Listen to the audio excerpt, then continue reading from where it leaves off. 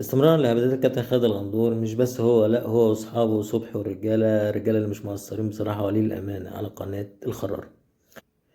الا ان اخر هبده امبارح كانت سؤال لجمهور النادي الاهلي: هو انتوا ليه في وسط الاحتفالات ببطوله افريقيا او بالدوري او بالفوز على بيراميدز في كاس السوبر او في اي بطوله عموما او في اي مباراه، لما بتحتفلوا بيكون جزء من احتفالكم تريقه على نادي الزمالك؟ فلو كنت لسه هتجاوب، لا، كابتن خالد هو اللي هيجاوب. استنى. كابتن خالد شايف ان الاهلي او جمهوره بيعملوا كده علشان يهدوا استقرار النادي، وعلشان خاطر النادي ما تقوملوش برغم ان النادي الزمالك في موسم يكاد يكون صفري. لا، هو مش يكاد يكون، لا، هو فعلا صفري. انتوا ما خدتوش ولا بطولة الموسم ده.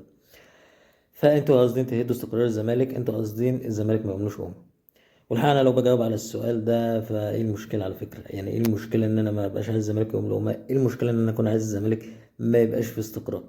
هو مش ده نفس المبدأ ونفس المنطق بتاعكم اللي بيخليكم تشجعوا اي فرقة قصاد النادي الاهلي عموما، بحكم ان الاهلي او بحجة ان النادي الاهلي منافس ليكم، برغم ان ده مش حقيقي فعلا؟ يعني انتوا تقريبا 5 بطولات الاهلي 11 بطولة.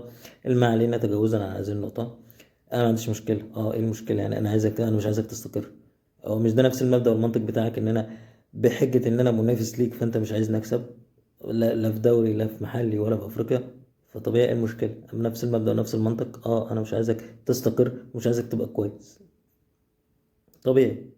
لكن يا كابتن، طالما عملت حاجة خليك راجل وقدها.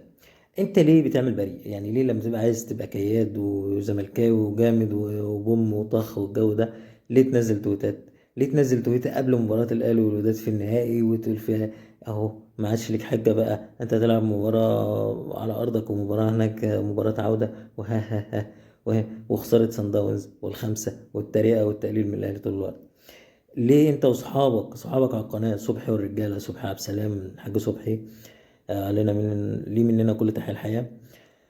ليه دايما بتقللوا من الاهلي؟ ليه اصلا بتتكلموا على الاهلي طول الوقت؟ انتوا بتتكلموش عن الزمالك كابتن، انتوا كل كلامكم عن الاهلي. انتوا بتتكلموا عن الاهلي اكتر ما بتتكلموا عن الزمالك. ده لو كنتوا بتتكلموا عن الزمالك، انتوا بتتكلموا عن الاهلي وعن سياده الموسيقار. الاهلي نمبر 1 وسياده الموسيقار نمبر 2 بس. سيادة الموسيقار نفسه رئيس الحزب ورئيس القرارة هو طول الوقت بيتكلم عن النادي الأهلي، بيتكلم عن رئيس النادي الأهلي، ما بيتكلمش عن جمهور الزمالك ولا عن نادي الزمالك أساسا غير بالشتيمة طبعا. فطبيعي يا كابتن، طبيعي لما أكسب أنا أكيد هتريق عليك. طبيعي هتريق عليك. يعني أنت شايف نفسك المنافس بتاعي بقى، يا سيدي ما تزعلش مني إن أنا أشوفك المنافس بتاعي. فهتريق عليك، إيه المشكلة يعني؟ طبيعي يعني. طب هتريق عليك وأنا بشوفك بتتريق عليا طول الوقت، بتتمنى خسارتي، بتشجع كل فرق أفريقيا، لفيت وراهم حتى فرق الدوري، ما بتسيبش فرقة غير ما بتشجعها طالما الفرقة دي بتلعب قصاد الأهلي. فطبيعي إن أنا أتريق عليك لما أكسب، يعني طبيعي جدا. بس كده.